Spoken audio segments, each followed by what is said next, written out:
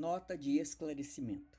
Esta entrevista foi realizada em 2015, sendo que algumas partes de suas gravações foram perdidas, entre elas algumas imagens das falas da professora Joana Peixoto. Para esta edição, alguns dos áudios de suas falas foram editados utilizando como cobertura imagens fotográficas da entrevistadora, com o objetivo de atribuir-lhe a sua autoria e presença.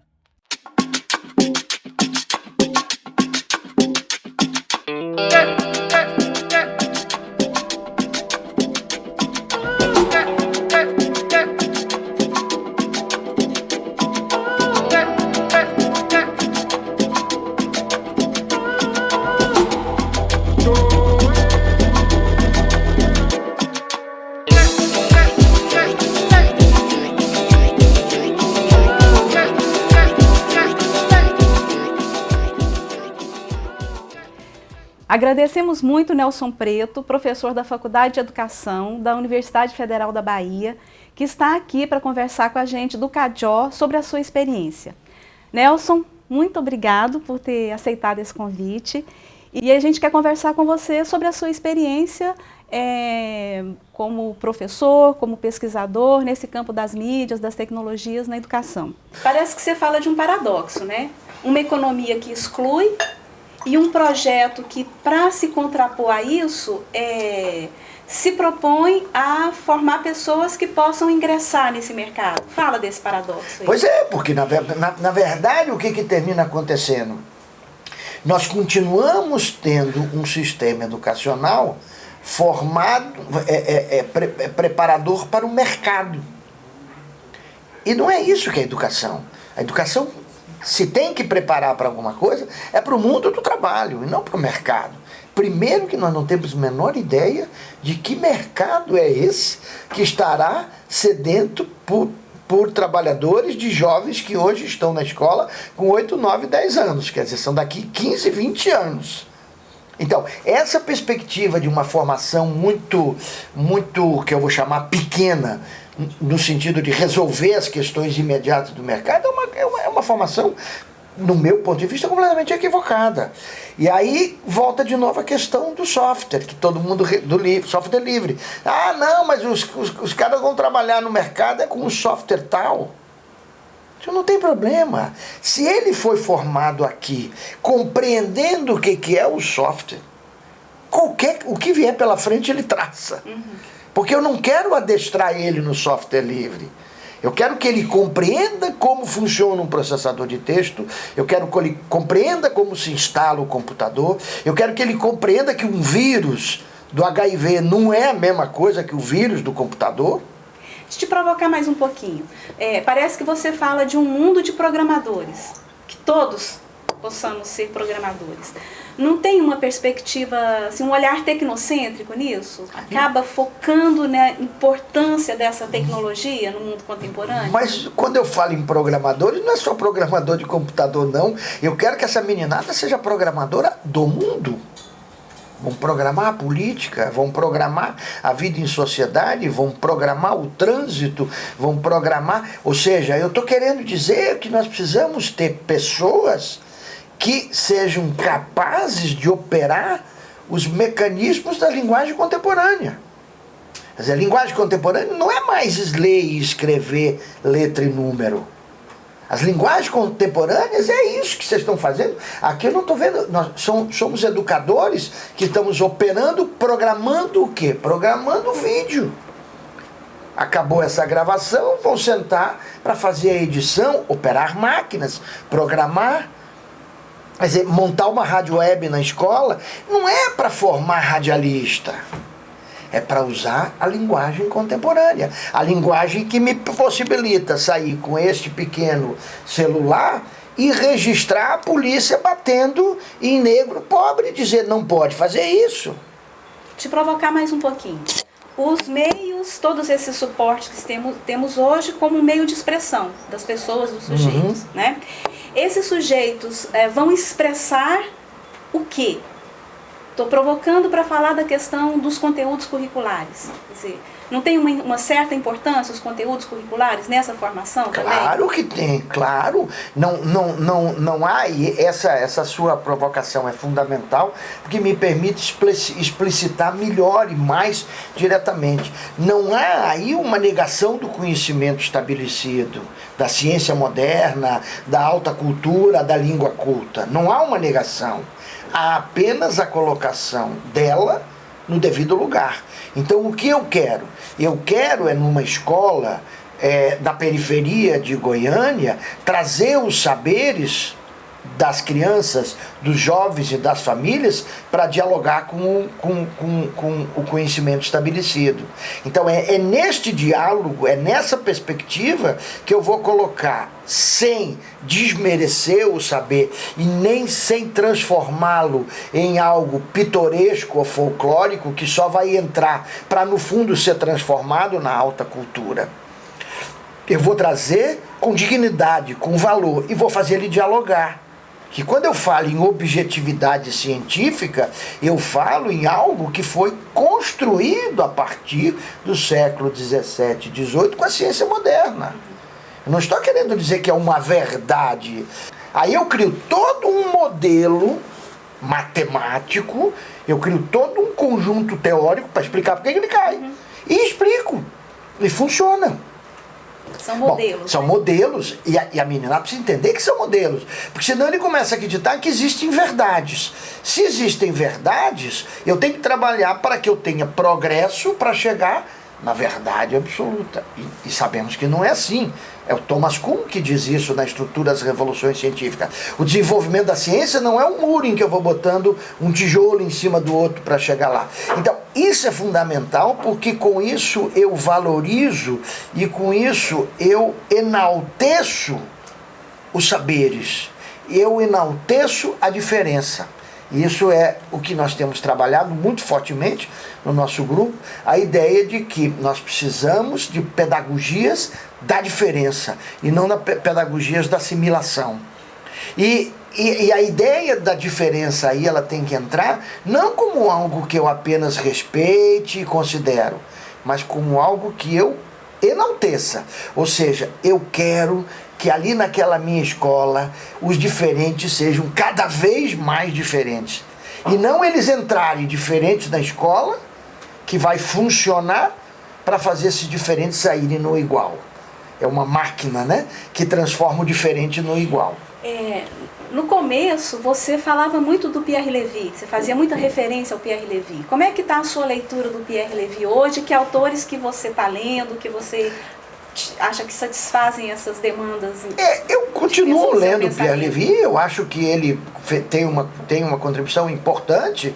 Eu acho que toda a discussão que ele faz sobre a cibercultura são importantes, mas tem muito mais gente escrevendo sobre essas questões. Então, eu tenho lido muito essas questões ligadas agora, intensivamente, sobre o movimento hacker, sobre software livre, sobre esse movimento dos fazedores. E assim, eu tenho futucado muito uma literatura que, digamos assim, navega muito colada com a educação, mas não especificamente dentro da educação. E eu tenho a impressão que isso tem ajudado. A gente tem uma disciplina que foi criada pelo nosso grupo na pós-graduação, chamada Ética Hacker e Educação, para entender como é que é o funcionamento do movimento software livre, o movimento dos hackers, né? E isso tem sido muito importante para nós. Eu tenho defendido que o professor precisa ter um jeito hacker de ser. Tem inclusive um artigo acadêmico meu com esse nome, um professor com jeito hacker de ser, que é um pouco o que o Henri Giraud fala como professor intelectual, né? No sentido que é resgatar o papel do professor nessa dimensão. Então, há uma amplitude muito grande de autores que têm ajudado a gente compreender a educação para além da sala de aula, para além dos muros da escola. Tenho retomado o Anísio Teixeira, por incrível que pareça, né? Mas obviamente atualizando, né? E tenho gostado muito de estar cada vez mais próximo dessa meninada que trabalha com o software livre, os hackers, e aí termina se aproximando de uma outra coisa que me parece fundamental, que é o movimento da economia solidária. Então isso termina, e é tão lindo ir para eu fico emocionado de falar, ir para os encontros do Fórum Internacional do Software Livre e encontrar o professor Paul Singer lá, que é uma das lideranças do movimento Economia Solidária e um histórico da esquerda brasileira, dizendo como eu aprendo com essa meninada que está aqui. E ele sempre é o último a falar, né? E ele diz, eu fico aqui ouvindo vocês e aprendendo. Então, um professor, nossa referência intelectual de 70, 80 anos, ouvindo uma meninada de 16, 17, 18, 20 anos, 30 anos, ou 60, mostrando que outro mundo é possível. O professor, né, você fala da importância, vou falar dessa forma, de uma educação para as mídias, de uma educação pelas mídias, de se apropriar dessas linguagens como meio de expressão e tudo mais. O professor, ele está numa condição de pouco contato também com isso. Esse professor, ele não tem essa leitura da mídia, ele não tem essa apropriação da mídia, tem poucos meios, condições de vida e de trabalho bastante precárias. Como que você vê isso hoje? Com muita dificuldade, por esse seu final aí. Quer dizer, na verdade, com as condições de formação que nós temos, e nós somos de faculdade de educação, a gente sabe o quanto é difícil trabalhar dentro da faculdade de educação, com as condições de formação inicial e continuada, com as condições de salário e com as condições de trabalho, quer dizer, a arquitetura escolar, a qualidade das escolas, fica muito difícil. Aí vamos partir do terceiro para o primeiro. As escolas, a arquitetura escolar é um tema que me encanta. Estou com uma mestranda agora, professora do IFBA, em Barreiras, estudando a arquitetura da expansão da universidade através do Reúne, né? Não dá conta. Quer dizer, a escola que está sendo construída hoje é a escola do século XIX, arquitetonicamente. Então nós precisamos avançar no pensar as escolas. E aí eu tenho brincado e dizendo de que a escola do futuro foi construída na década de 50 no bairro da Caixa d'Água por Anísio Teixeira, é a Escola Parque.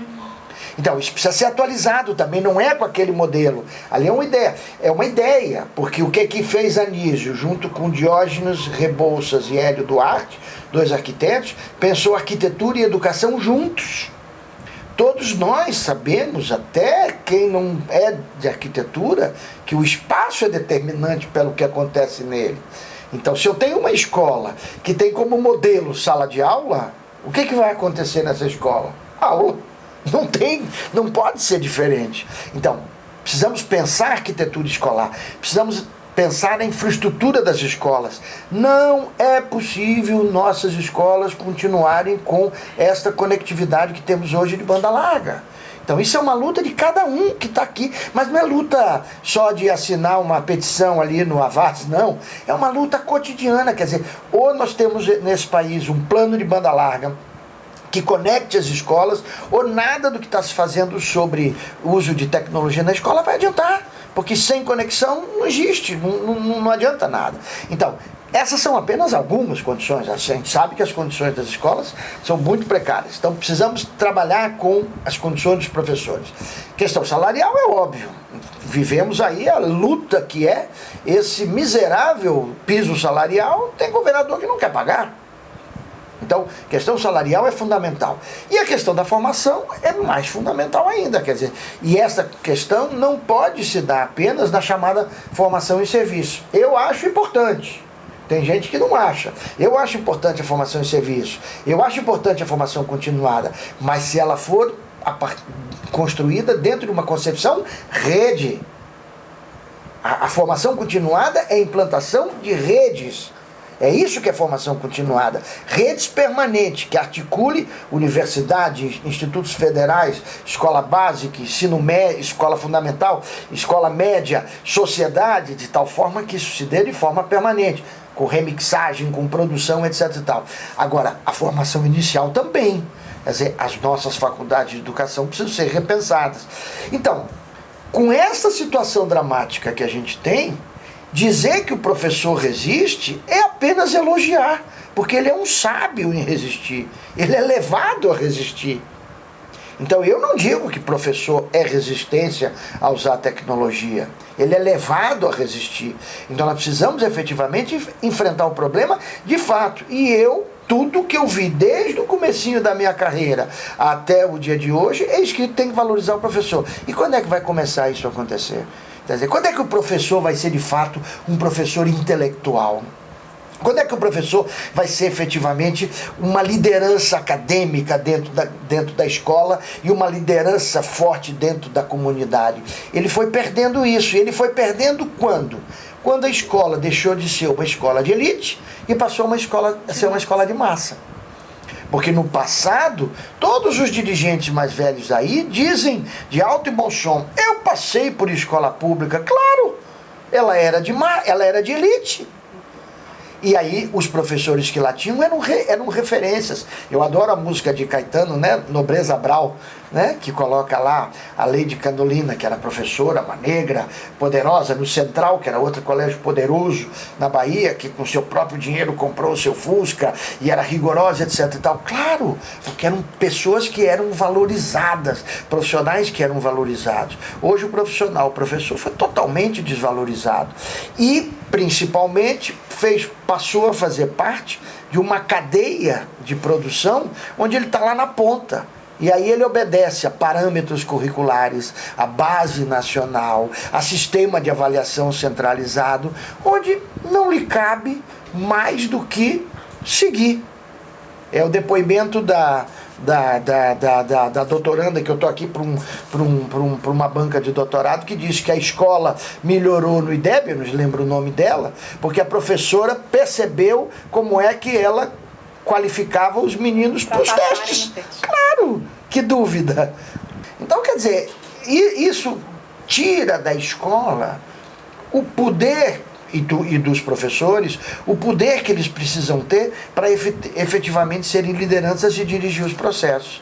E aí, claro, se eu continuo tendo este profissional nestas condições, a única solução é eu criar mecanismos centralizados para ele seguir. É o que fazem os sistemas desses privados que montam no Paraná ou em qualquer outro lugar todo o material, distribui, acabou. Cultura digital, formação de professores, recursos educacionais abertos. Como é isso na trajetória do seu grupo de pesquisa, mas fala do Brasil também. Como é que você vê isso? Na verdade, nós, de certa forma, com a mudança do nome do nosso grupo, de certa forma a gente reflete um pouco isso, porque ele chama GEC, que é Grupo de Educação e Comunicação. Mas, na verdade, não é mais Educação e Tecnologias Contemporâneas. Por exemplo, a gente manteve o GEC, né? Não mudou, manteve o GEC, mas já é uma evolução disso. Quer dizer, no fundo, o que a gente observa nitidamente é que todas essas tecnologias sempre estiveram presentes de forma muito intensa na educação, desde o lápis, o livro, ao rádio, o Roquete Pinto na década de 30, defendendo que o rádio era um importante aliado da educação, a televisão, enfim, todos os computadores, a história da informática educativa, como é chamada, né? Eu tenho um texto que eu fiz para a Amped, recuperando um pouco essa história, né? E tudo isso está disponível na minha página, porque eu acho que esse que é um movimento importante do acesso aberto. A gente pode até voltar, se o tempo der, mas eu digo, então, há um percurso muito forte nisso, e o que a gente consegue perceber, pelo menos, não sei se a palavra é perceber, mas observar mais à distância, é que muitas vezes isso é dominado mais por profissionais de fora da educação do que dentro da educação. Então, o que eu vejo é que todas essas questões que você menciona, cultura digital, cibercultura, mídia, formação para mídia, informática, computador, rede, tudo isso faz parte de um conjunto de aparatos tecnológicos ou não que precisam ser apropriados pelos professores e pela meninada. Pela meninada, não se preocupe que eles já se apropriaram. Ninguém usa mais o telefone para telefonar. Eles conseguiram transformar cada uma das coisas que vai ser aqui criada em outras coisas, da mesma forma que eles pegam um videogame e constroem as regras do videogame. Então, esses softwares que são desenvolvidos aqui, quando apropriados pela meninada, vão transformar. Quando não é criado por eles, vão sendo transformados. É isso que nós precisamos que os professores façam. Mas não precisam ser todos aficionados da tecnologia. Uns vão ser mais, outros vão ser menos. Outros vão ficar lendo o livro no papel, maravilhoso. Outros vão escrever na mão, outros vão escrever mais no computador, outros vão escrever com vídeo, outros vão escrever com áudio. É esse conjunto de diferenças que tem que dialogar na escola. O GT16 da ANPED, GT Educação e Comunicação, não é muito comunicação e pouca educação? Não acho, será? Posso pensar um pouco nisso. Ele é um pouco reflexo do nosso movimento na academia. Ou seja, em alguns momentos ele vira mais cinema, outros momentos ele vira mais publicidade, outros momentos ele vira mais cibercultura, ele já foi bastante artes. Eu não sei, eu acho que o próprio modelo GT já é um modelo superado. O GT é importante, a gente está agrupado por temas, né? Mas ele não pode ser um aprisionamento, uma camisa de força. Então talvez por isso você sinta falta de um pouco mais educação, porque na verdade falar de educação e comunicação é falar de currículo, é falar de jovens e adultos, é falar de formação de professores, é falar de didática, é falar de políticas públicas. Então eu não sei, eu acho que a gente precisa, eu sinto falta na ANPED de grandes sessões mobilizadoras de temas nacionais. Eu acho que a gente terminou, eu vou usar a palavra acomodar, mas se acomodando nos GTs, e os GTs terminaram focando muito nos aspectos específicos de cada um deles, e faltou grandes momentos coletivos, quase catárticos, né? No sentido de discutir os grandes temas nacionais, base curricular nacional, plano de banda larga, marco civil, lei de direito autoral, bem, sei lá, Ave Maria, o que não falta é grandes temas. Agora, também aí nestas discussões, a gente precisaria começar a retomar um pouco mais as discussões um pouco mais politizadas, no sentido de, na minha percepção, trazer grandes debates com confrontos nas mesas e não em mesas construídas muito em torno de mesma percepção, né? Variações em torno do mesmo tema. Isso mais ou menos tem acontecido de uma maneira geral. A universidade se discute pouco, o departamento discute pouco, os conselhos universitários discutem pouco. É o que eu tenho dito quando nas reuniões dos movimentos sociais que eu participo, é que hoje em dia diálogo virou paciência de ouvir. Fica todo mundo, ninguém pode dizer que não dialoga, né? Então fica todo mundo lá sentado. Eu me lembro, eu fiquei 8 anos no conselho universitário, e era assim, fica todo mundo sentado, aí meia dúzia de 2 ou 3, obviamente eu era um desses 2 ou 3, aí fala, mas todo mundo já sabe no que vai votar. Então você não discute para mudar a sua posição. Aí pá! Aí acabou. Então você vai, eu já fui em algumas reuniões dos movimentos sociais, na questão do Marco Civil, da banda larga, etc. Tal, fica lá no Palácio Planalto, em reuniões com o Ministério, aí discute, mas o que vai fazer já está tudo decidido lá no gabinete. Então acho que essa mudança de diálogo como paciência de ouvir, quebrar isso é muito importante. A gente tem que conversar para mudar de opinião. tempo acabando, mas eu acho que o grande tema, e você voltou a falar disso várias vezes, é a luta pelo software livre, marco civil da internet. Então, quer falar disso como um projeto de democratização da sociedade, de reversão desse projeto econômico e de melhoria da qualidade da educação? Eu acho que, na verdade, Joana, a grande luta, o grande tema é a luta. Luta por. E aí pode botar todos esses e muito mais. Né? Na verdade, eu acho que o que nós precisamos é retomar o fortalecimento dos nossos movimentos sociais. Quer dizer, o nível de participação tem que ser intensificado, nós precisamos ter professores mais combativos, mais sindicalizados, mais presentes nas assembleias, sejam elas as presenciais ou as online, mais participativos, mais atentos a tudo que está acontecendo. E você levantou alguns dos temas que eu tenho me debruçado, mas temos muito mais temas, quer dizer, a política do livro didático, que foi